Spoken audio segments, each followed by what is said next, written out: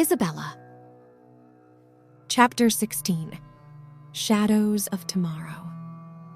The whisper of an ancient prophecy, as enigmatic as the void between the stars, seeped into the consciousness of Elias and me, casting a shadow over each step we took.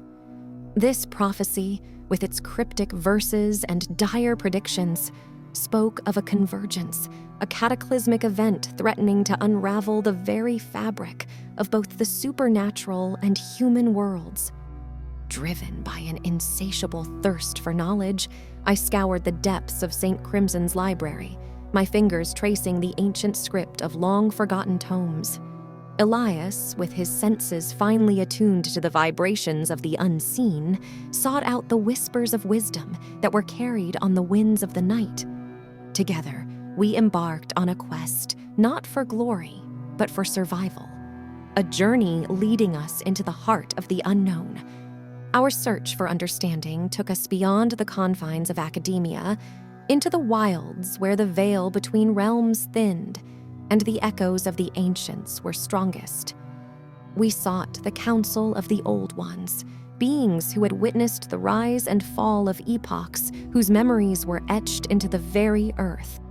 The prophecy was a puzzle, each line of verse a fragment of a greater picture depicting a storm looming on destiny's horizon. The portents were clear. The realms would face a threat of such magnitude that it would require more than mere power to overcome. It demanded unity, the forging of alliances with those once deemed adversaries. In hallowed groves and forgotten shrines, Elias and I found our allies, creatures of myth and legend who had once receded into the world's shadows, but now stepped forth, compelled by the gravity of the prophecy. Witches, specters, creatures of earth and sky, all must unite. The ancient knowledge we sought was scattered across the world like hidden jewels, each a piece of the solution we desperately needed. The prophecy served as our map, a guide inscribed in the language of fate. It spoke of a key, an instrument of salvation with the power to avert or seal the looming disaster. Our quest for the truth behind the prophecy was a race against time, filled with trials and tribulations. With our newfound allies, Elias and I faced each challenge with determination, aware that failure was a luxury we could not afford. As we journeyed, the bonds of our alliance strengthened, and the once-forgotten prophecy began to reveal its secrets. The fate of all hung in the balance, and the forgotten prophecy was the fulcrum upon which the future would tip. The path ahead was veiled in mystery, but one thing was certain. The forgotten prophecy held the key to our salvation or our doom. Chapter 17. The Gathering of Shadows. With the revelation of my newfound lineage casting a profound shadow over my existence, I uncovered whispers of a vampire clan, long thought lost to the annals of time. This enigmatic clan, enshrouded in the mists of legend, was rumored to possess unique powers within the vampiric domain, abilities that had become mere footnotes in supernatural lore. United with Elias, whose determination mirrored my own, we embarked on a quest to the forgotten corners of the world. The existence of this lost clan was a call to arms, a siren song of unity and strength that we desperately needed. A dark and ruthless adversary was on the rise, threatening to extinguish the embers of our kind with an unforgiving finality. Our journey became a race against the encroaching darkness. Elias and I traversed ancient forests where trees whispered secrets and ventured into the depths of subterranean cities, aglow with arcane energy. We sought out the surviving members of this lost clan, each carrying within them the flame of our shared heritage. As we gathered these scattered shadows, the tapestry of the clan began to weave itself anew. Each member brought their own story, their own unique strength. Some could move through the night on silent wings, soothing tormented minds with their whispers, while others had the power to pierce the veil between worlds.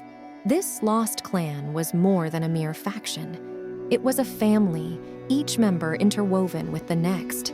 In this patchwork of outcasts and forgotten souls, I found a sense of belonging I never knew I was missing. However, time was a luxury we could not afford. Our enemy, a shadow yearning to eclipse all light, was advancing with deliberate intent. This foe, steeped in the night, sought the total subjugation of our race. The stakes were unmistakably clear. Elias, the reunited members of the lost clan, and I stood as a bulwark against the looming storm. Our combined might was a declaration to the night that it had its protectors. The lost clan, once a mere whisper in the shadows, now roared with the fury of the undying. As we rallied, preparing to face the impending threat, Elias and I understood that the upcoming battle would be a testament to our resolve. We were a clan united not by blood, but by purpose, and together we would rise to meet our destiny, whether it led us to triumph or to the twilight of our existence. Chapter 18: Echoes of Eternity. Guided by the threads of fate, Elias and I found ourselves in possession of a relic of untold power, a temporal artifact that pulsed with the rhythm of time itself. Its activation, both accidental and inevitable, enveloped us in a maelstrom of arcane energies and hurled us into the vortex of history. We emerged not as mere spectators, but as participants in a pivotal epoch of vampire lore, a time when the very foundations of our society were being formed. This era, marked by turmoil and transformation, was a crucible from which the modern vampire realm would emerge. The old ways clashed with the new, and the future of our nocturnal race hung precariously in the balance. In this bygone age, Elias and I found ourselves walking among those who would shape the destiny of vampires. Each decision we made sent ripples through time, and each action we took had the potential to catalyze change. We were acutely aware that our mere presence had the power to alter the course of history, that the world we knew could unravel with just a whisper.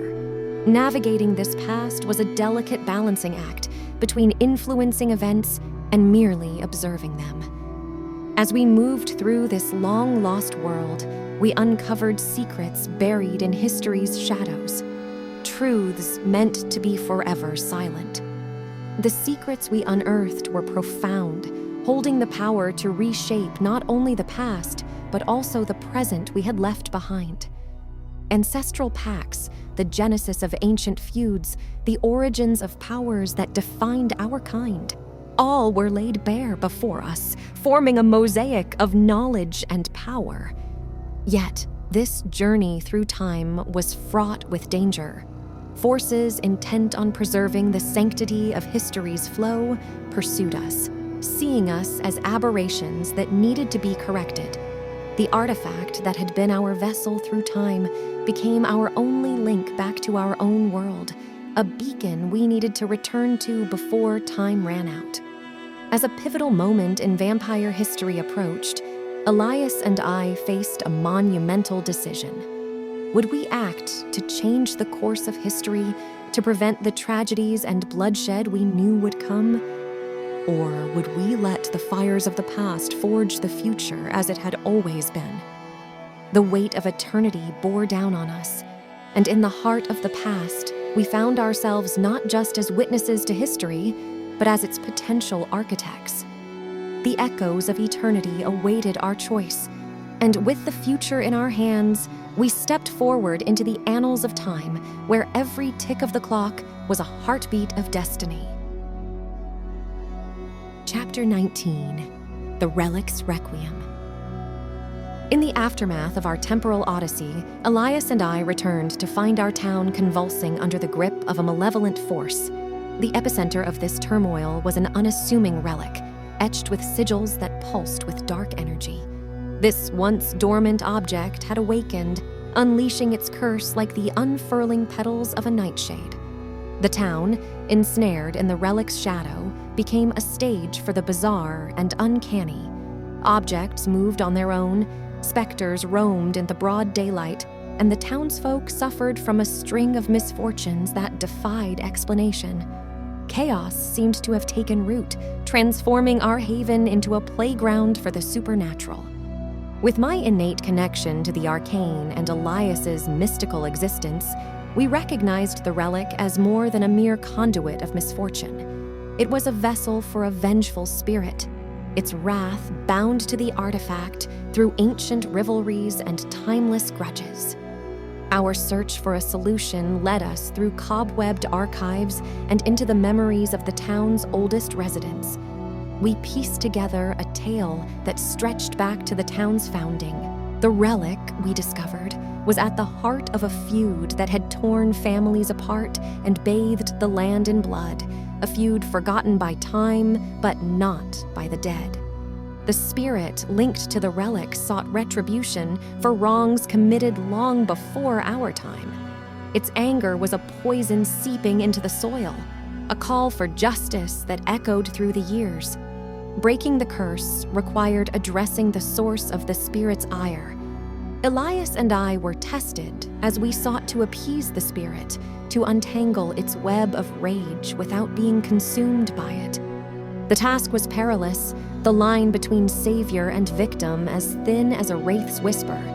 Through ritual, negotiation, empathy, and bravery, we forged a path toward peace. The relic, once a symbol of unending strife, became the key to healing the rifts of the past. As the curse lifted and the spirit found solace, the chaos that had gripped our town dissipated like mist in the morning sun.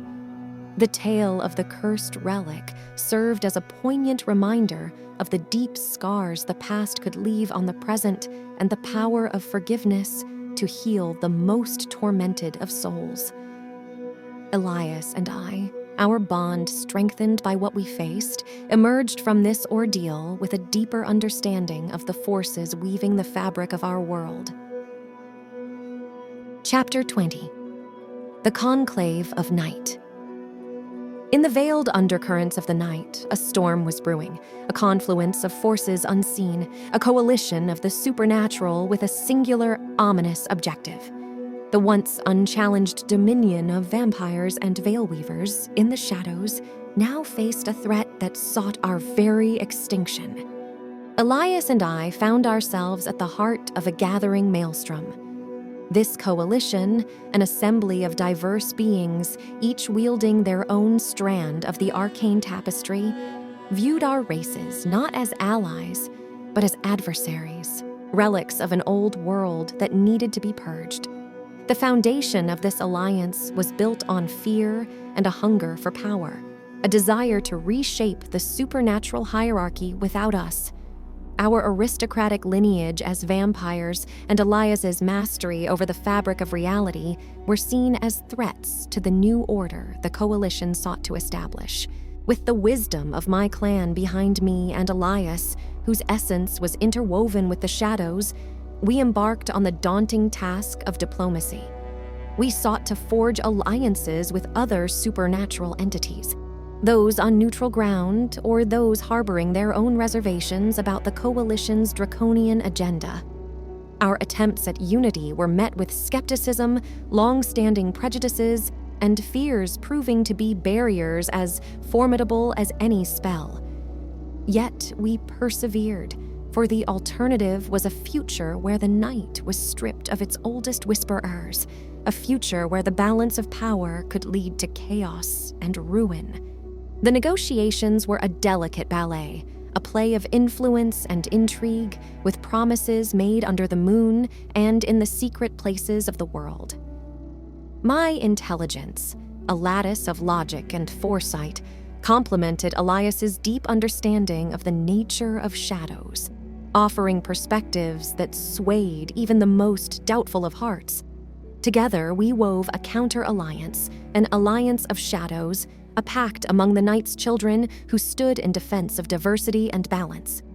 This alliance was a tapestry rich with the threads of every creature that claimed the shadows as home, each bringing their own strength to our collective cause. The supernatural creatures that joined us. once solitary hunters and silent watchers, now stood shoulder to shoulder with us against the coalition. We faced a united front, a wall of shared resolve that would not yield to the winds of change. Through guile and unity, shared purpose, and the understanding that strength lay in numbers, Elias and I had built an alliance that would stand the test of time. The night was our domain, and together we would protect its sanctity. For in the shadows we found our strength, and in the alliance we found hope.